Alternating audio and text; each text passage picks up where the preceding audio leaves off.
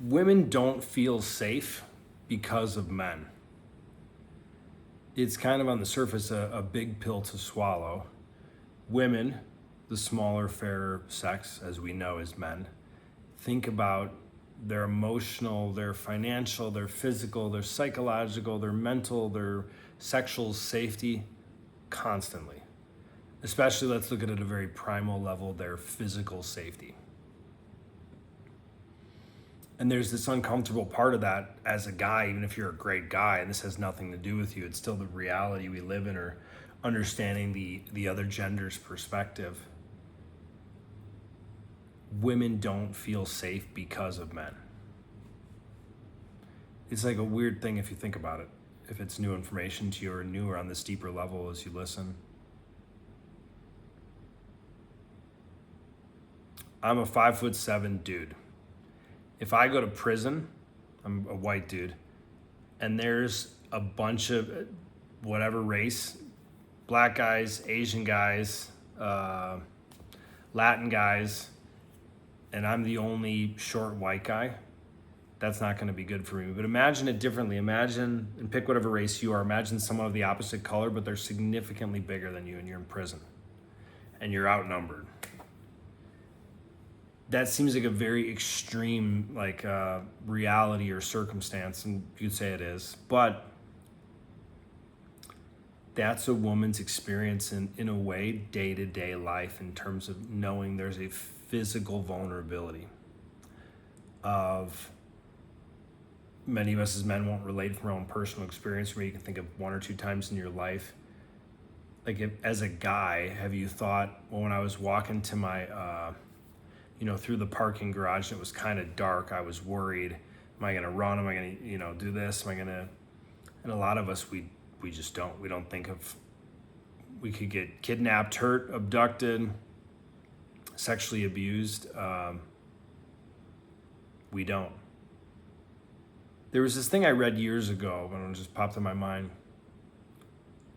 And it said, it was like, what would you do if there was no men, or something like that? It wasn't a man bashing thing, but it was interesting, some of the things that the woman said. And I could relate a little, like living in Colombia for the last 10 years. It was like, well, you know what? I would go jogging at midnight and I wouldn't worry about anything. I'm like, yeah, I probably wouldn't do that even in a nice neighborhood in Colombia.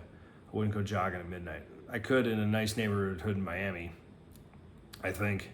We'll find out.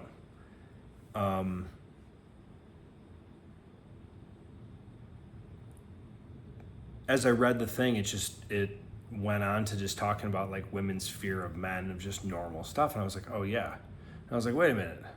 I might have that same fear. Like, I don't want to get robbed. I'm like, but only dudes would really do that. And I was like, oh yeah. I was like, wait a minute. It's kind of weird, right? Like, but it just goes, oh, those are criminals. They happen to be all men. But to go, it's different if you're actually the opposite gender. So it's actually the opposite gender that is, in a way, the enemy at times, or at least someone, not the end, maybe not always the enemy, right? But someone to be afraid of. We live in a time right now of a lot of chaos, war, division. In the next couple of years, my prediction, it'll probably be more chaotic as things change into AI, and it's a major disruptor and many other things.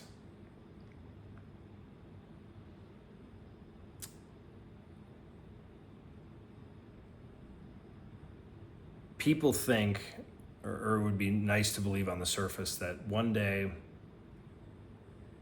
this country and that country will get along, this religion and that religion, and all these kind of big picture things.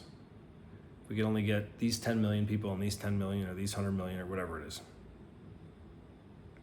The two oldest wars in the world or in humanity are, first, the war with the self, not accepting the self, not accepting parts of us, making ourselves wrong, feeling deeply conflicted. It's normal to feel, part of me feels this way, part of me feels that way, but on a much deeper level of like, I can't win, or I'm going to be stressed or hurt, or so that would be the primary war. the Civil War, I'll refer to it affectionately. Then there's the second one, which is not understanding the opposite gender. And that's been going on forever. I assume there was a time where people didn't think that much, so they just weren't that evolved, so they didn't know there wasn't much internal conflict like hundreds of years ago. Maybe that's not true. It's probably a little true. I wasn't alive. Bedtime. I wasn't alive 500 years ago, so I don't know. But men and women not understanding each other has been going on since the beginning of time. And the most fundamental thing for guys making sense or figuring out women, which is much easier than you think, is understanding their need for safety. And sometimes the conversation, I think, is uncomfortable or doesn't want to come up. And it's not, if a guy's been a good guy his whole life, it's not like he's responsible for a woman feeling unsafe, but the other gender is the cause on a big scale, even if it has nothing to do with him as an individual. And when you hear these stories, or I can think of like a friend of mine, or I've seen this with women where they're like going to their car and, you know, someone else gets in their car at the same time and kind of comes up quick and it startles them. It's like, oh, I'm not safe.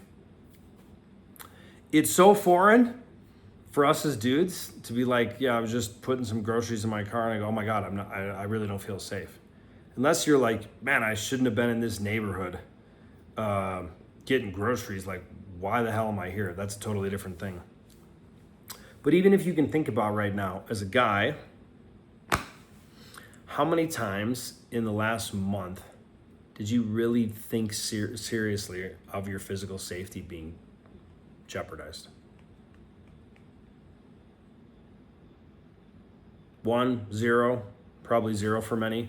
How many times in the last year?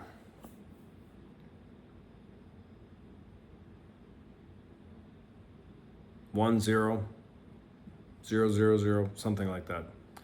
I can think of one in the last year. I wouldn't even know if I'd count it. I was coming home from a Rufus del Sol concert in Medellin, Colombia. I was with a friend, and I remember you could just feel if you went down these two, not that you could see, you could just feel. I was like, yeah, that other half a block after that restaurant, something like changes there.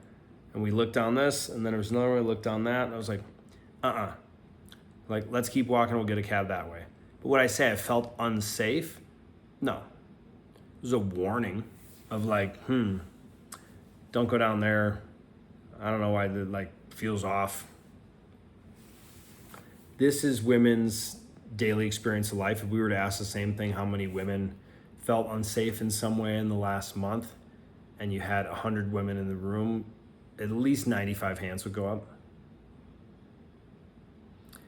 We're entering into a new era on planet Earth. And there's going to be new men and women in terms of how we have the capacity to show up, to understand each other, and to create relationships and build families.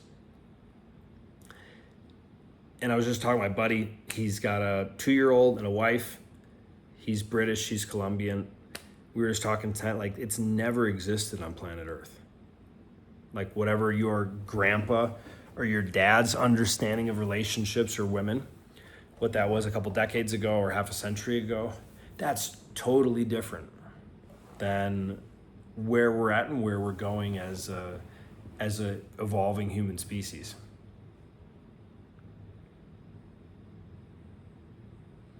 To understand the female experience is to understand safety. And on a primal level, it starts physically. What they're craving the most is emotional safety, feeling seen, heard, understood, knowing they can come to you, knowing that you're solid, knowing that you're consistent.